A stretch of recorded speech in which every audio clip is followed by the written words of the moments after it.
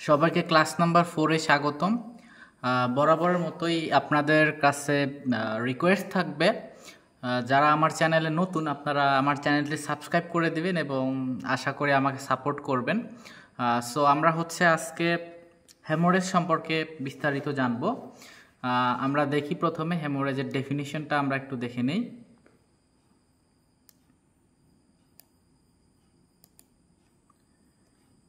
আচ্ছা, হেমোরেজের ডেফিনেশনে প্রথমে বলা আছে হেমোরেজ মে বি ডিফাইন্ড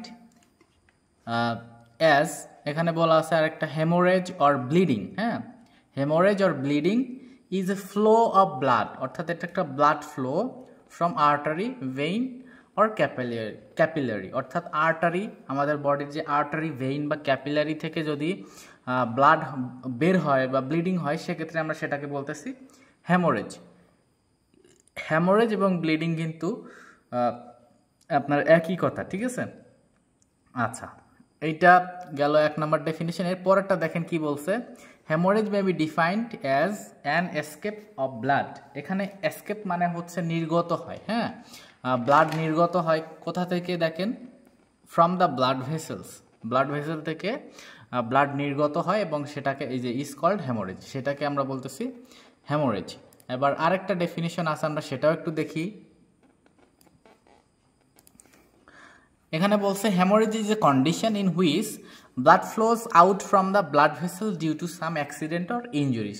সেই আপনার সেই ঘুরে ফিরে একই কথা, যে এখানে বলছে কি হ্যামোরেজ হচ্ছে একটা কন্ডিশন যেখানে ব্লাড ফ্লো হয় আউট, হ্যাঁ, বাইরে বের হয়, from blood vessel, blood vessel থেকে বের হয়, due to some accident or injury, কারণ কি কোনো ইনজুরি বা অ্যাক্সিডেন্টের কারণে ব্লাডটা হচ্ছে কি নির্গত হচ্ছে, ঠিক আছে? এখন আমরা দেখব হচ্ছে causes of haemorrhage.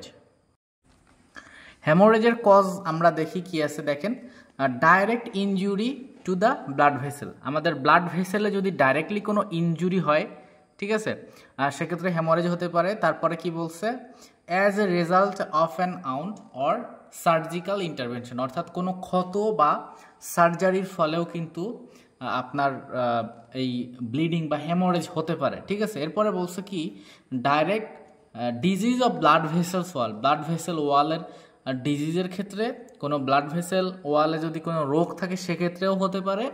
This may be caused by infection, কোনো ইনফেকশনের কারণেও কিন্তু আপনার হ্যামোরেজ হতে পারে। এরপরে আরেকটা পয়েন্ট দেওয়া আছে কি দেখেন, হিমোফিলিয়া। হিমোফিলিয়া দেখেন ডিজিজ অফ ব্লাড ইটসেলফ, অর্থাৎ ব্লাডের যদি কোনো ডিজিজ থাকে সেক্ষেত্রে আপনার হেমোরেজ হতে পারে, এবং সেটার একটা এক্সাম্পল দিচ্ছে হচ্ছে হেমোফিলিয়া। এইটা একটা জেনেটিক ডিসঅর্ডার, যখন কি হয় ব্লাড ক্লটিং হয় না। আমাদের সাধারণত কোথাও যদি কেটে যায় সাথে সাথে কিন্তু ক্লটিং ফ্যাক্টরটা অন হয়ে যায় এবং দ্রুত সেখানে কাজ করে এবং ব্লিডিংটা বন্ধ হয়ে যায়। তাহলে হিমোফিলিয়াতে হচ্ছে কি এটা বন্ধ হয় না। দেখেন এই যে আমরা নিচে নোটে সুন্দর করে দিয়ে দিছি যে haemophilia is a condition characterised by a delay in the coagulation time of blood. ব্লাডের যে কোয়াগুলেশন টাইম সেটা ঠিকঠাক হয় না, মানে যে টাইমে আপনার ক্লটিং হওয়ার কথা সেই টাইমটাই হচ্ছে না, এবং বলছে কি it is due to top lack of specific factor in which is necessary for satisfactory clotting, অর্থাৎ স্যাটিসফ্যাক্টরি ক্লটিংয়ের জন্য যে ফ্যাক্টরটা জরুরি সেটা কিন্তু হয় না, এবং this factor is known as anti haemophilia factor, ঠিক আছে? এবং এই ফ্যাক্টরটা কি নামে পরিচিত, অ্যান্টি হেমোফিলিয়া ফ্যাক্টর নামে, ঠিক আছে? আচ্ছা, এখন আমরা দেখব হচ্ছে ক্লাসিফিকেশন অফ হ্যামোরেজ। হ্যামোরেজের ক্লাসিফিকেশনে আমরা দেখতেছি সিচুয়েশনের দিক থেকে। দেখেন প্রথমে আছে according to situation.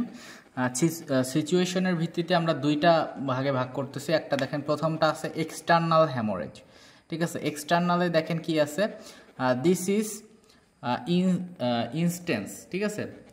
This is instance. Instance মানে হচ্ছে আপনার শুরু হওয়া বা আরম্ভ হয় কোথা থেকে, দ্য ব্লাড এসকেপস, অর্থাৎ ব্লাডটা নির্গত হয় from the blood vessel, blood vessel থেকে ব্লাডটা নির্গত হচ্ছে on the surface of the body, আমার বডি সার্ফেসে, অ্যান্ড ক্যান বি সিন, অর্থাৎ এক্সটার্নাল হ্যামোরেজ বলতে মনে করেন আমার ছুরিতে কোথাও কেটে গেল, আমি দেখলাম যে ব্লিডিং হচ্ছে, তাহলে আমি ব্লিডিংটা দেখতে পারলাম, এটা হচ্ছে কি আমার এক্সটার্নাল হ্যামোরেজ, ঠিক আছে?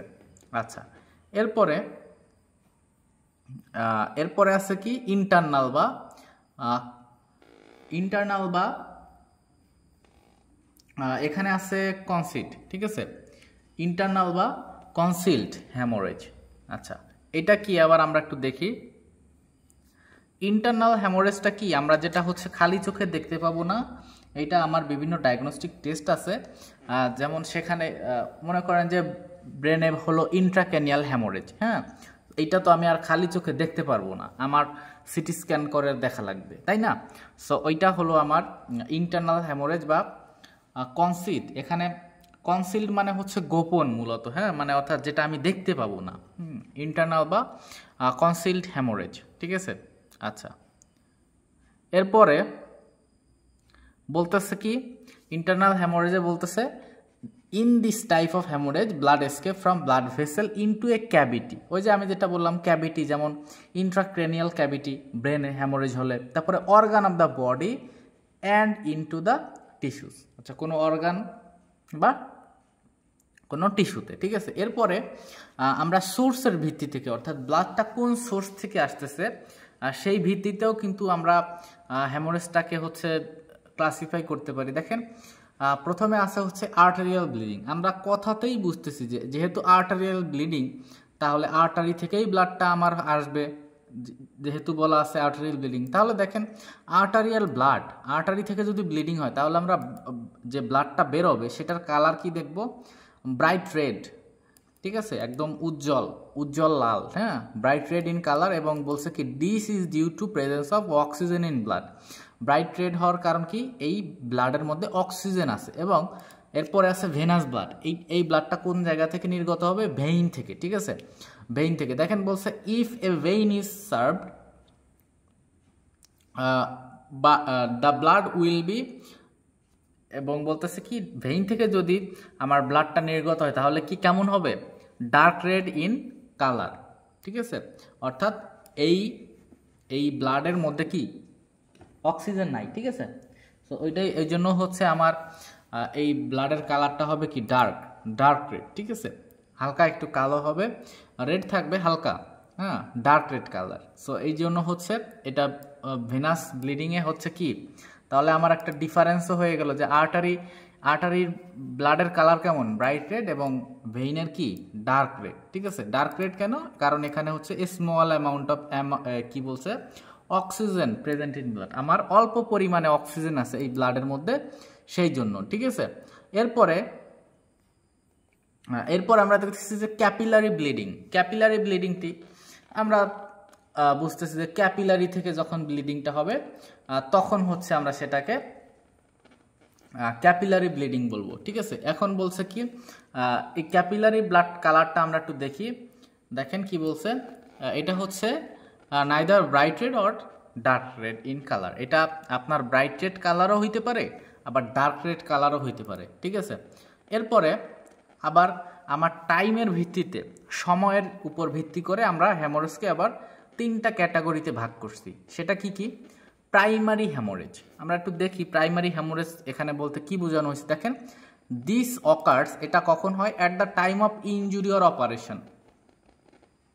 ওই যে যেটা বললাম, মনে করেন ছুরিতে কেটে গেল আমার, তখন যে হ্যামোরেজ, ওইটাই প্রাইমারি মনে করেন, মানে একদম তৎক্ষণাৎ, হ্যাঁ।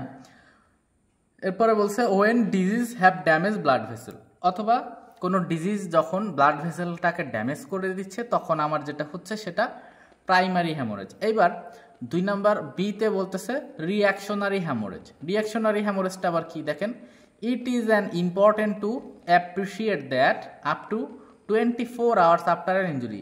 অর্থাৎ এইটা কি রিঅ্যাকশনারি হ্যামোরেজ বলতে আমরা কি বুঝতেছি, যে কোনো একটা ইনজুরি বা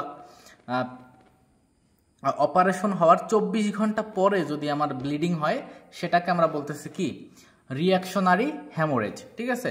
আর কি বলতেছে, আচ্ছা, এরপরে বলতেছে এই যে অপারেশন ব্লিডিং মে কমেন্স এগেইন, ঠিক আছে।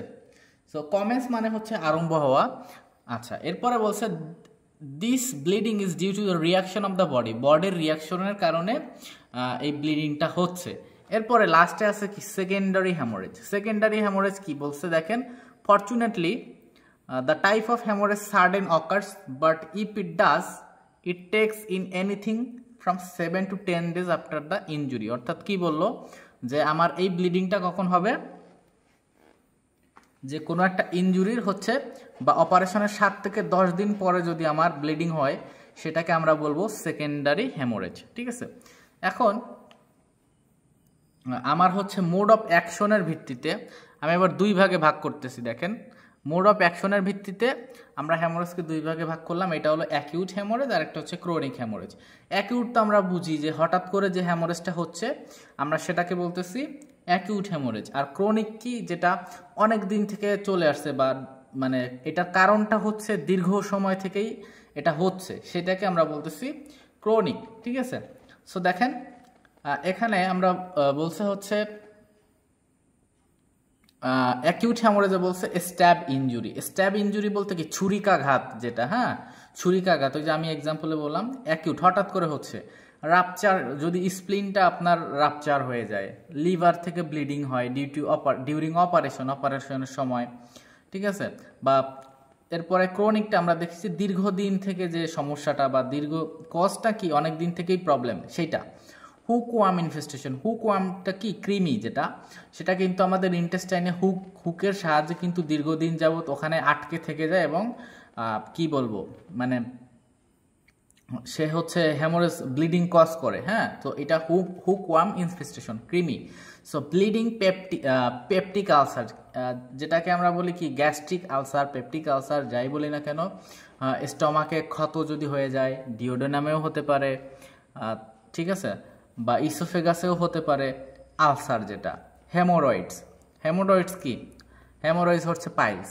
পাইলস কি, আমরা সবাই জানি যে কি, স্টুলের সাথে আমরা দেখবো যে ব্লাড যাচ্ছে, তাই না, পাইলস যেটা। সো পাইলসের কারণে কিন্তু ক্রনিক হ্যামোরেজ হয়। একটা কি বলছে আমার, মেনোরেজিয়া। মেনোরেজিয়া কি, মেনোরেজিয়া হচ্ছে হেভি মেনস্ট্রাল ব্লিডিং। মেনোরেজিয়া কি, যখন মেনস্ট্রাল ব্লিডিংটা হেভি হয়, নর্মালের চেয়ে বেশি হবে ব্লিডিং মেনস্ট্রুয়েশনের সময় মহিলাদের, তখন সেটাকে বলতেছি মেনোরেজিয়া। মেনোরেজিয়া হচ্ছে কি হেভি মেনস্ট্রাল ব্লিডিং। এবং ক্যান্সার তো আমরা জানি সবাই, অ্যাবনর্মাল গ্রোথ অফ টিস্যু। হ্যাঁ, সো এই হচ্ছে আমাদের ক্লাসিফিকেশন গেল।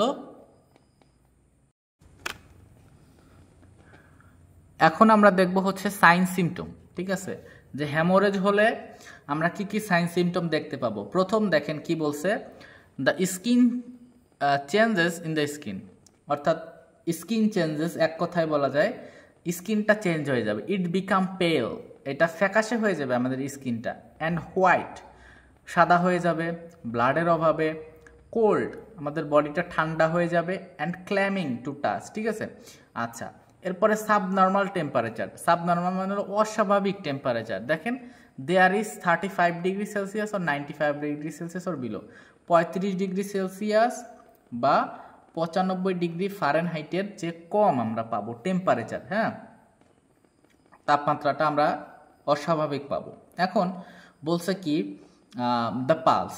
পালস কি, পালস বলতেছে কি, এটা র্যাপিড হতে পারে বা উইক হবে, অনেক বেশি হবে বা অনেক কম হবে। এরপরে বলতেছে how rapid or weak it becomes, এটা কতটা কম বা কতটা বেশি হবে পালসটা, সেটা ডিপেন্ড করে কি সিভিয়ারিটি অফ হ্যামোরেজ, হ্যামোরেজটা কত গুরুতর সেইটার উপরে ডিপেন্ড করতেছে। It may become as rapid as 140 beat per minute. আমরা র্যাপিড কখন বলবো, যখন মিনিটে দেখবো যে 140 বার বিট করতেছে, তখন আমরা সেটাকে বলতেছি র্যাপিড। এরপরে এয়ার হাঙ্গার রেসপিরেশন, অর্থাৎ দেখবো যে সে ঘন ঘন শ্বাস প্রশ্বাস নিচ্ছে, হ্যাঁ, অক্সিজেনের অভাব হতে পারে। সো এইটাকে আমরা বলতেছি এয়ার হাঙ্গার রেসপিরেশন। এরপরে বলতেছে ফেস পেল অ্যান্ড ফ্ল্যাশড, অর্থাৎ আমাদের যে ফেসটা আছে সেটা কি ফ্যাকাশে হয়ে যাবে। ঠিক আছে, এখন বলতেছে দ্য এক্সপ্রেশন, অর্থাৎ তার এক্সপ্রেশনটা কেমন হবে, তার ফেসিয়াল এক্সপ্রেশনেরটা দেখেন। দ্য পেশেন্ট ইফ কনসিয়াস, সে যদি মানে অজ্ঞান না হয়ে যায়, সচেতন থাকে, তো সেক্ষেত্রে কি হবে, অ্যাংশাস। সো এটা হচ্ছে কি,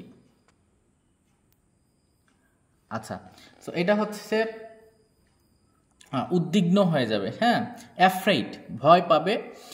রেসলেস, ঠিক আছে, আচ্ছা, এইগুলা রেস্টলেস তো আমরা জানি যে অস্থিরতা, ঠিক আছে। সো এইটা হচ্ছে আমরা দেখতে পাবো এইগুলা সাইন সিমটম, এবং তার ফেসিয়াল এক্সপ্রেশন দেখবো যে আমরা এরকম অনেকটা, ঠিক আছে।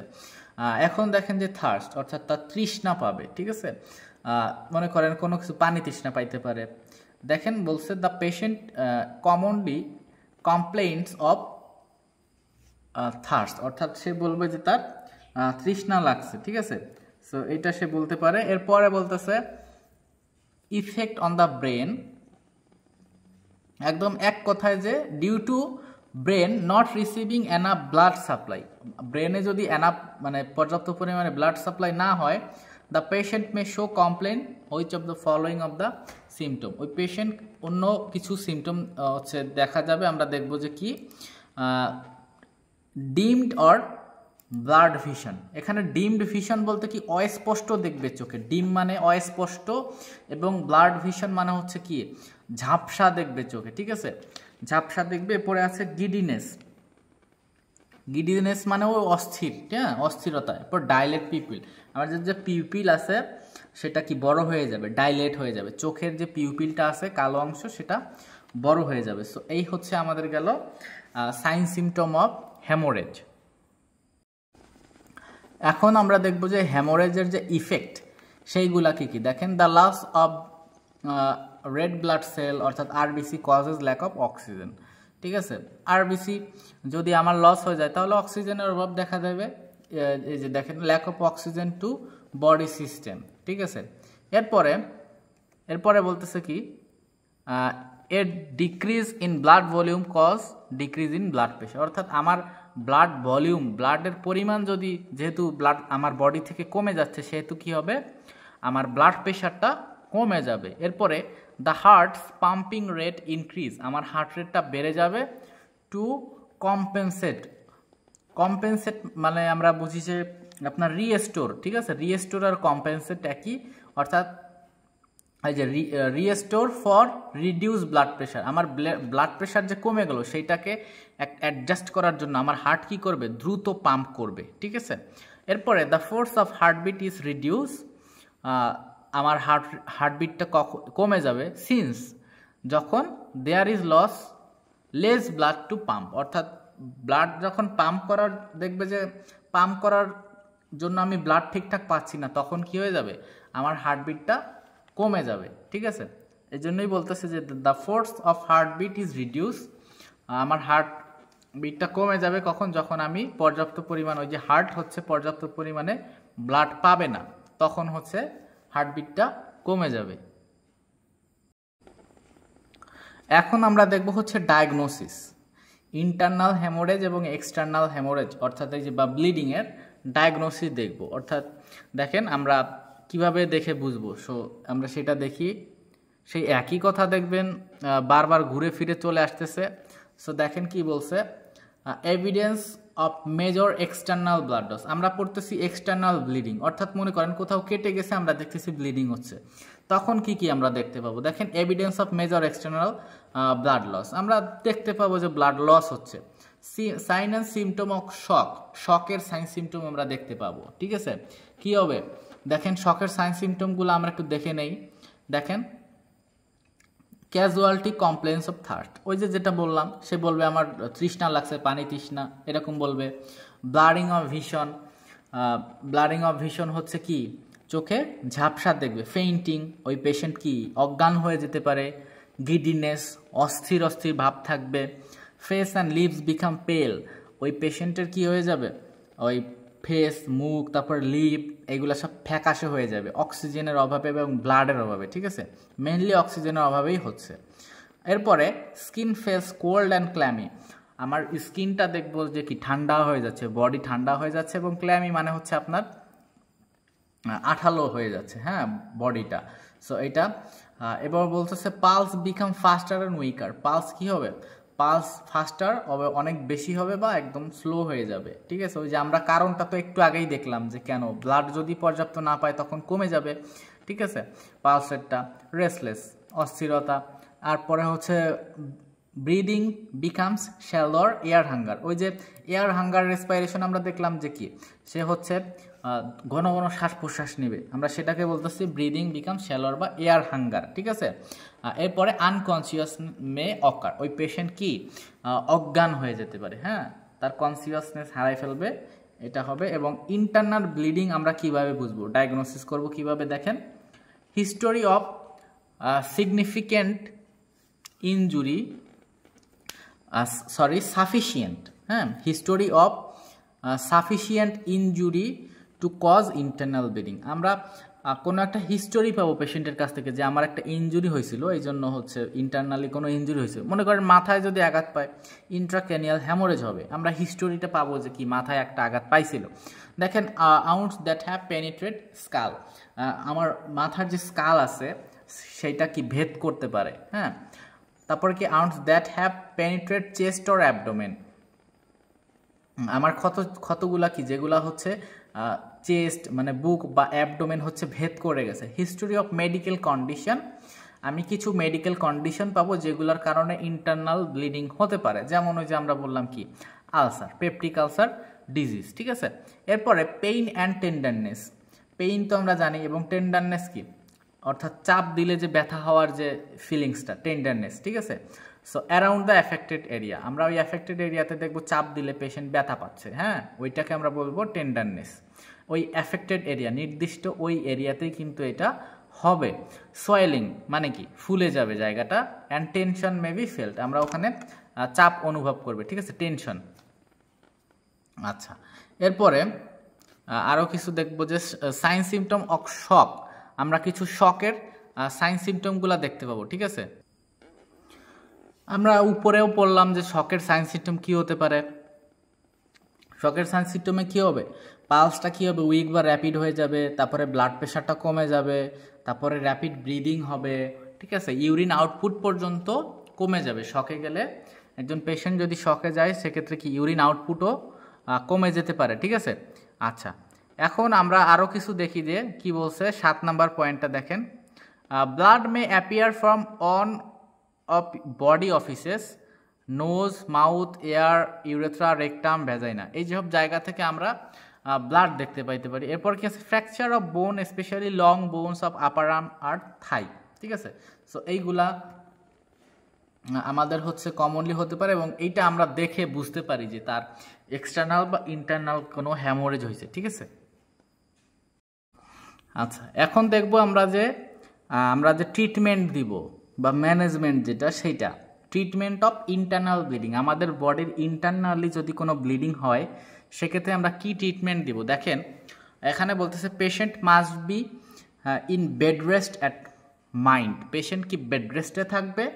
2 number point, patient should be kept in quiet and warm, patient তাকে হচ্ছে কোয়াইট একটা ঠান্ডা পরিবেশে যেখানে তাকে কেউ ডিস্টার্ব করবে না, এরকম একটু কোয়াইট শান্ত রাখতে হবে তাকে, অ্যান্ড ওয়ার্ম তাকে গরম রাখতে হবে। আমরা যেহেতু দেখলাম তার বডিটা ঠান্ডা হয়ে যাচ্ছে, তাকে আমরা ওয়ার্ম রাখবো। Raise the foot end of the bed, আমরা পাটা একটু উপরে তুলে দিব, তাহলে কি আমাদের ব্রেনে অক্সিজেন যে সরবরাহ সেইটা কিন্তু একটু বেটার হবে, আমরা সেই জন্য বলতেছি পাটা একটু উপরের দিকে দেব। সেডেশন মে বি গিভেন, ঠিক আছে, সেডেটিভ অর্থাৎ যে ঘুমের যেসব দিলে পেশেন্ট ঘুমাই থাকবে সেগুলো আমরা দিব, যেমন ইনজেকশন মরফিন দেয়া আছে, ঠিক আছে। আচ্ছা, এরপরে intravenous fluid should be given, আমরা আইভি রুটে ফ্লুইড দিব। এনকারেজ ড্রিঙ্ক অফ ওয়াটার, আমরা পেশেন্টকে কি বলবো উৎসাহিত করব যেন সে বেশি পরিমাণে পানি খায়, ঠিক আছে। এরপরে বলতেছে রিপ্লেসমেন্ট অফ ব্লাড, তার যে ব্লাড লস হয়ে গেল সেটা আমরা রিপ্লেস করতে পারি কিসের মাধ্যমে, যে কি ব্লাড ট্রান্সফিউশনের মাধ্যমে। দেখেন কি বলতেছে 7 নাম্বার পয়েন্টে, যে রিপ্লেসমেন্ট কিসের মাধ্যমে, blood transfusion is given, blood ট্রান্সফিউশনের দেব আমরা। Find out the cause of internal bleeding, আমরা ইন্টারনাল ব্লিডিংয়ের কারণটা খুঁজে বের করব, ঠিক আছে, ইন্টারনাল ব্লিডিংয়ের যে কারণ আছে সেটা আমরা খুঁজে বের করব। এরপরে ট্রিটমেন্ট অফ এক্সটার্নাল ব্লিডিং, আমরা এক্সটার্নাল বাইরে থেকে যদি দেখি কারো ব্লিডিং হচ্ছে বা কেটে গেছে বা এরকম কিছু হয়েছে, তাহলে আমরা কিভাবে ট্রিট করব। দেখেন প্রথমে আমার ব্লিডিংটা বন্ধ করতে হবে, এক্সটার্নাল ব্লিডিংয়ের ম্যানেজমেন্ট, ঠিক আছে। দেখেন টু স্টপ হ্যামোরেজ, আমরা এই ব্লিডিংটা বন্ধ করার জন্য প্রথমে কি করব সেটাই দেখেন।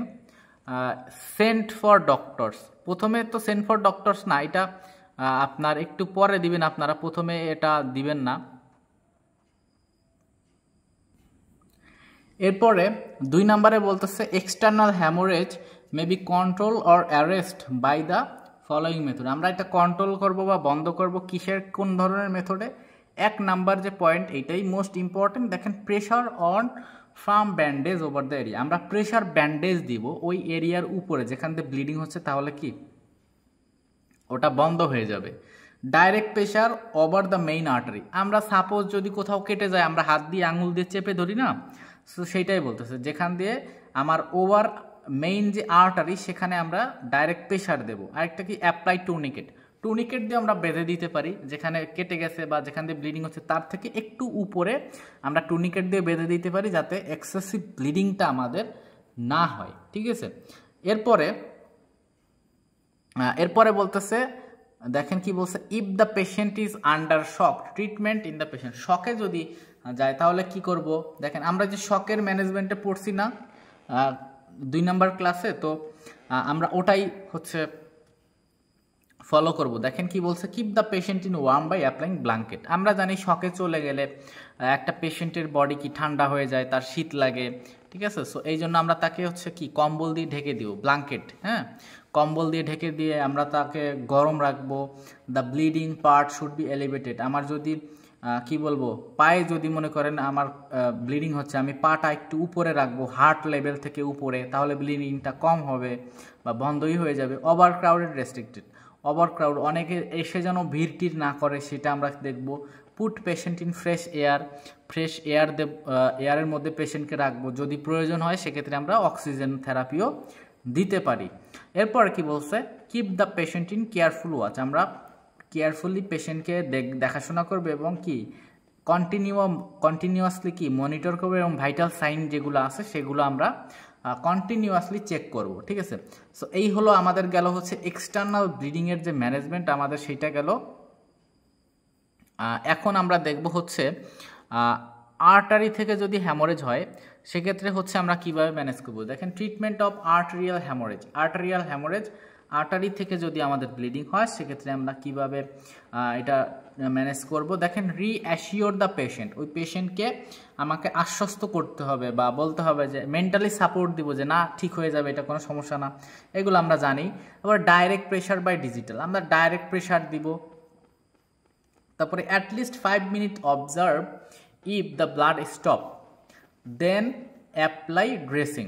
আমরা 5 মিনিট ধরে দেখব, হ্যাঁ, ব্লিডিং যখন বন্ধ হবে তার 5 মিনিট পরে পর্যন্ত দেখব, তারপরে হলো আমরা কি করব, ড্রেসিং দিব। হ্যাঁ, এরপরে বলতেছে if the blood is not stop, blood যদি বন্ধ নাই হয় আমার, অ্যাগেইন প্রেশার ব্যান্ডেজ অ্যাপ্লাই, আবার আমরা প্রেশার ব্যান্ডেজ দিয়ে দিব। ঠিক আছে, এরপরে send for medical aid or transfer to patient hospital as soon as possible, ওই হসপিটালেই পাঠাবো খুব দ্রুত, যত দ্রুত সম্ভব। Tourniquet may be applied according to condition, ওই যে টুর্নিকেট ইউজ করার কথা বললাম, যেখানে ব্লিডিং হচ্ছে তার উপরে আমরা বেঁধে দিব। এই দেখেন আবার কি বলছে, tourniquet use more than 15 minutes at a time, 15 মিনিটের উপরে। After 15 minutes remove tourniquet applied few minute. আমরা বেশি সময় যদি বেঁধে রাখি তাহলে কিন্তু ওই এরিয়াতে টিস্যু ড্যামেজ পর্যন্ত হইতে পারে, কারণ অক্সিজেন পাবে না টিস্যু। ঠিক আছে, টিস্যু ড্যামেজ হোক, এটা তো আর আমরা চাই না। সো 15 মিনিট পর পরে আমরা একটু টুর্নিকেটটা খুলে দিব, তারপরে আবার বাঁধবো, যে এক্সেসিভ ব্লিডিংটা আমরা যাতে বন্ধ করতে পারি। সো আমরা সেটা হচ্ছে খেয়াল রাখবো। সো আমাদের আজকের ক্লাস এখানেই সমাপ্ত করতেছি। আশা করতেছি আপনারা ক্লাসটা করে উপকৃত হয়েছেন হ্যামোরেজ সম্পর্কে। সো আমরা আজকে এখানেই শেষ করতেছি, এবং আপনাদের কাছে আবারও রিকোয়েস্ট থাকবে, যদি আমার চ্যানেলে নতুন হয়ে থাকেন আমার চ্যানেলটি সাবস্ক্রাইব করে দিবেন, এবং হচ্ছে আমার চ্যানেলটা সাবস্ক্রাইব অবশ্যই করবেন, এবং আপনার মূল্যবান মতামত কমেন্ট বক্সে জানাবেন কেমন লাগলো ক্লাসটা। সো পরবর্তী ক্লাস পর্যন্ত সবাই ভালো থাকবেন, ধন্যবাদ।